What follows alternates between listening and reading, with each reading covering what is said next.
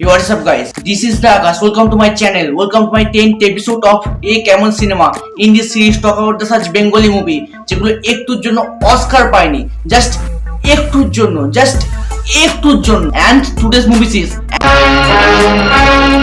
so let's start. আমি একজন শান্ত শ্রেষ্ঠ পত্নীনিষ্ঠ ভদ্রলোক। সিনেমা শুরুতে দেখা যায় কলকাতার লুচ্চা দাদুতে হাওয়া লেগে সিনেমার ভিলেন বাড়ির কাজের মেয়েকে দেখে জিভ ফিপ বের করে এবং অঙ্গি ভঙ্গি করে এবং নোংরা ইশারা করতে থাকে। তোকে দেখলে না মতি, আমার এই মধ্যে কিরকম গুটুর গুটুর গুটুর গুটুর করে, এবং তারপর চুচুড়ার দাদুর দ্বারা অনুপ্রাণিত হয়ে গায়ে হাত বোলাতে থাকে। এতে কাজে মেয়ে বিরক্ত হয়ে চলে যায়। দাদু হাওয়াতে তখনও নোংরা ব্যায়াম করতে থাকে মতিকে দেখে। মতি মতি মতি মতি। এবং ভিলেনের বউ এসে জানায় এইরকম লুচ্চামি করলে কেউ ভিডিও তুলে আপলোড করে দিলে কলকাতা পুলিশ হেভি রামপাট চালাবে পেছনে, কিন্তু ভিলেন ফকব বলে না বলে দেয়। এদিকে দুঃখী বউ তার বউদিকে বরে কুকুরানি কথা বলে এবং কাঁদতে থাকে। ওইদিকে ভিলেনের ভাগাড়ের মাংসের বিজনেস রমরমিয়ে চলতে থাকে।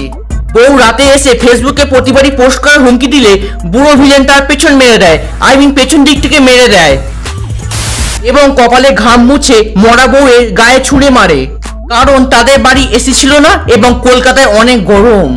পরের দিন সকালে সবাইকে বলে 13 রিজন হোয়াই দেখে বউ ডিপ্রেশনে সুইসাইড করে এবং মরা কান্নার অভিনয় করে এবং তারপর কয়েক বছর রাম রহিমে সাধনা করে বাড়ি ফিরে চলে আসে এবং হাবাসের কারণে বাপিলহারির থেকে চুরি করা সোনার চেনের লোভ দেখিয়ে কাজে মেয়ের ওপর শুয়ে পড়ে।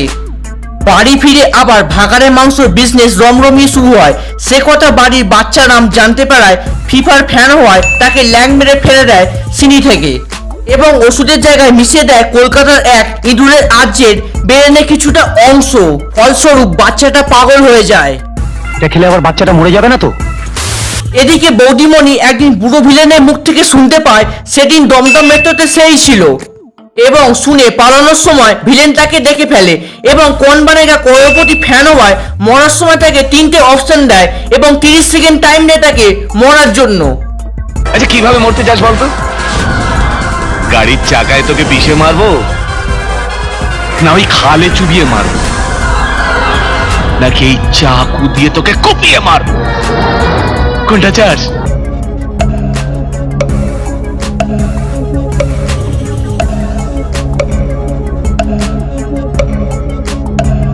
আমি বাঁচতে চাই। বৌদিমণি এমন একটা অ্যান্সার দেয় যা শুনে ভিলেনের ঝাঁট জ্বলে যায় এবং ডিরেক্টরের অশেষ কৃপায় চাকুর উল্টো দিক থেকে তাকে মেরে দেয় এবং কোনো রকম রক্ত ছাড়াই বৌদিমণি পটল তোলে এবং মরে যাওয়ার পর তাকে জলে ফেলে দেয়। ভিলেন বলে যা। ভিলেন বাড়ি এসে জানায় 30 রিজন হোয়াই এর সেকেন্ড সিজন বেরোনোর ফলে বৌদিমণি ডিপ্রেশনে সুইসাইড করে এবং মারা যান। দাদা দুঃখে বাড়িতে নেটফ্লিক্সে সাবস্ক্রিপশন বন্ধ করে দেয় এবং ভেসলিন টিস্যু পেপার খরচা বাঁচানোর জন্য ছেলের দেখাশোনার দায়িত্বের নাম করে আবার একটা বিয়ে করার ইচ্ছে প্রকাশ করে। এতে যদি রামের দেখাশোনা হয় তাহলে তোমরা যা পারবো যে আগে। এদিকে নতুন বউ বাড়িতে এসে বৌদিমণির ডিএসএলআর ছবি ফেলে দেয়, কারণ তাতে পল্টুস কোম্পানি নামে কোনো লোগো ছিল না এবং রেগে যায়। নতুন বউয়ের ছেলে সোহম মাধ্যমিকে টপ করায় 11-এ উঠে নিজেকে বড় হুনু ভাবতে থাকে এবং নিজে গাঁজা খেয়ে বাকি বন্ধুদেরও পাকাতে থাকে। মাধ্যমিকে টপ করায় হরলিক্স ছেড়ে তার মাথাকে রাতে রসগোল্লা চেটে চেটে খাওয়াতে থাকে এবং বাড়ির পাগল বড় ছেলে তা চাইলে সোহম অত্যন্ত ডিসেন্ট ভাবে তার মাকে বলে তাকে দেবে কিনা। তার মা বলে এই কুকুরটা আমার খাবারে লোভ দিচ্ছে, মারবো?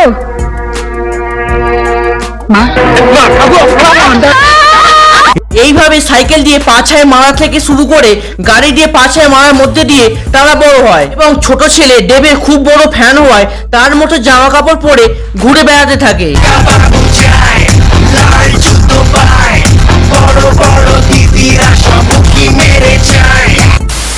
স্কুলের মেয়েদের মাল বলে সম্বোধন করায় মালটা কোন বাগানের রে? চল মালটাকে তুলি। ফেমিনিস্ট দিদি সীতা আঁক দিয়ে সবাইকে কেলাতে থাকে, আঁক দিয়ে কেলাতে থাকে এবং শেষে খোকাবাবু মর্দাঙ্গি দেখিয়ে তাকে ঘুষি মারতে গেলে অভিষেক তাকে বাঁচায়। বিয়ের প্রস্তাব দিলে বাংলা সিনেমার অভিষেকের ক্যারেক্টার অনুসারে অভিষেককে ফেম জোন করে দেয় এবং দুঃখ পায়। অভিষেকের অভিশাপে মেয়ে হয় লগ্নভ্রষ্টা। তো শেষমেশ ক্যাবলা রামকে সে বিয়ে করতে রাজি হয়। এইরকম অদ্ভুত খবর শুনে মেকানিক্যাল ইঞ্জিনিয়ার রাম অবাক হয়ে যায় এবং তার ল্যাপটপে 500 জিবি ফ্রি হয়। সে খুশিতে খুব আনন্দ পায় এবং আনন্দের নাচ গান করতে থাকে।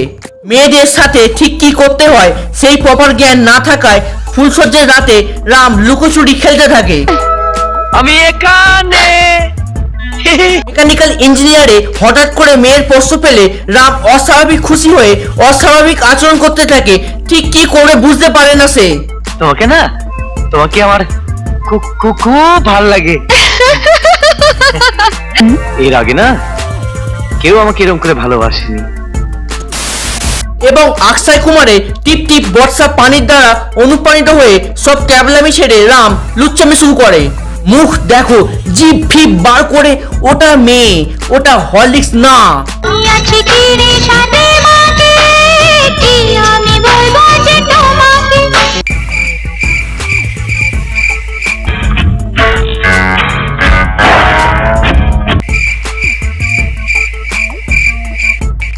সারা জীব ফেলেছি কি যে রাগে, কি আমি বলবো যে তোমাকে। বুঝি ভাই বুঝি, আমিও মেকানিক্যাল ইঞ্জিনিয়ার ছিলাম। জীবনে হঠাৎ করে মেয়ে চলে আসলে এরকম মানুষ অস্বাভাবিক আচরণ করে, বুঝি, আমি জানি। কিন্তু এইরকম কে করে ভাই, কি করে এইরকম? এদিকে ফ্রেন্ডজন অভিষেক বিলেত থেকে হোমিওপ্যাথি পাস করে আসে এবং রামকে নিয়ে যায় তার স্যারের কাছে এবং পটির মাধ্যমে সেই ইঁদুরের আর্যের ব্রেনের অংশ বেরিয়ে যাওয়ায় ক্যাবলা রাম হয়ে যায় মাচো রাম।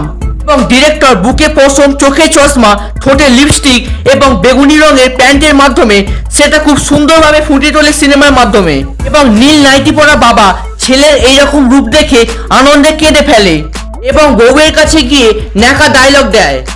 একটা কথা ভুলে যেও না সরজু, রামকে মায়ের স্নেহে মানুষ করে তোলার জন্যই তোমাকে আমি বিয়ে করে এ বাড়ি বউ করে এনেছিলাম। আচ্ছা, তুমি রামকে মানুষ করার জন্য দ্বিতীয় বিয়ে করেছো, তাহলে বাচ্চাটা কোথা থেকে এলো? শালক সংশ্লেষ, নটি বয়।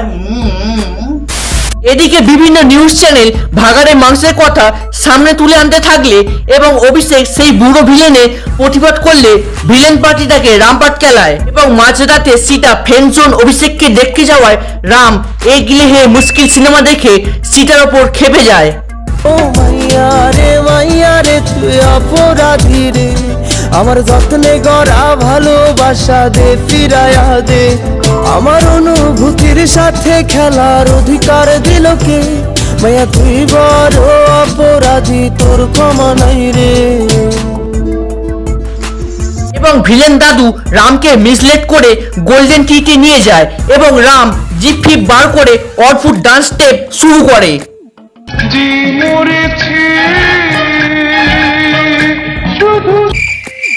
এইটা কিরকম না, জিপ ফিপ বের করে সালা কুকুর ফুকুর চলে এসছে, হাট হাট ডগি যা, হাট হাট ডগি যা, ভিড়ের মাঝখানে চলে এসছে, হাট ডগি যা, হাট। এরপর বাড়িতে এসে বেশি মদ খেয়ে ফেলার ফলে মেঝেতে থুতু ফেলে চলে যায় এবং সীতা দুঃখে অনুপম রায়ে গান গাইতে শুরু করে। আমি কি তোমায় খুব বিরক্ত করছি, বলে দিতে পারো তা আমায়। ছোট ছেলে বাবাকে বন্দুক দেখিয়ে আইফোন 11 বিল পেমেন্ট করতে বলে, কিন্তু রাম আবার বেগুনি প্যান্ট পরে এসে খোকা বাবুকে উদুম কেলায়। কিন্তু ভিলেন কায়দা করে আইফোন 11 নিজে করে নেয় এবং খোকা বাবুকে দড়িতে ঝুলিয়ে হেভি মস্তি নেয়।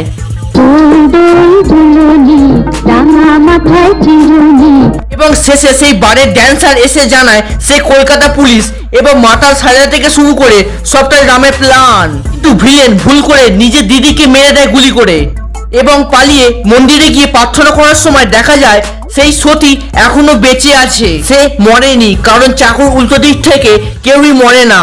তাই এইবার তাকে সোজা দিক থেকে মারতে যায় ভিলেন, কিন্তু সীতা এবং পুলিশ এসে তাকে ধাক্কা মারে এবং মায়ের ত্রিশূলে সে ভোগে চলে যায়।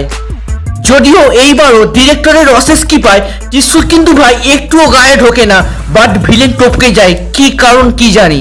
এই সিনেমাতেও সবাই শেষে ভালো হয়ে যায় এবং একটা ফ্যামিলি ফটোর মাধ্যমে সিনেমা শেষ হয়, the ending. If you guys like the ভিডিওটা লাইক করো, কমেন্ট করো, শেয়ার করো, সাবস্ক্রাইব করো, আর চ্যানেল নতুন হলে অবশ্যই সাবস্ক্রাইব করো আর কমেন্টে জানাও ভিডিওটা তোমাদের কেমন লাগলো। আর আমাকে ফেসবুক আর ইনস্টাগ্রাম ফলো করতে ভুলো না, ডেসক্রিপশন আর ফার্স্ট কমেন্টে পিন করে দেবো, সেখান থেকে ফলো করে নাও। দেখা হচ্ছে পরের ভিডিওতে, ততক্ষণ জন্য